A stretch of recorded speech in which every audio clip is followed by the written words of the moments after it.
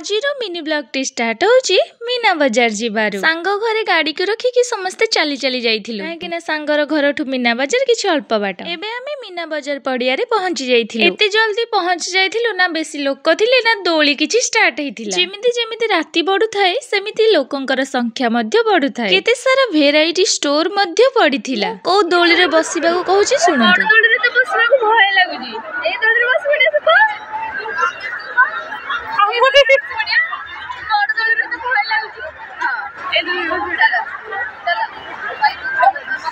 किंतु आमको से दोली रे बसिबाकू देबेनी। छोट दोली रे छोट पिलांगु देखिकी बहुत खुशी लागुथिला। सांग माने एते दिन परे देखा हेतिला आ फोटोटे न उठेले कोन हबो। गौ माता भी आस्तिले मिनी बाजार देखिबाकू। मेला बुलिबाकू जीव माने खाइबाटे तो आगे जहार जोटा पसंद आनिकी समस्ते खाइथिलु। ता परे किछि धूप स्टैंड देखिथिलु बहुत सुंदर थिला। एबे सबु दोली धीरे धीरे स्टार्ट हेई सारिथिला। राती रे दोली गुडा को लाइटिंग रे बहुत सुंदर लागुथिला। जो टाइम रे समस्ते मेला बुलिबाकू आसुचंती आमे सेई टाइम रे घर को फेरु। एथारे रहुची देखाबो नेक्स्ट वीडियो रे। जय जगन्नाथ।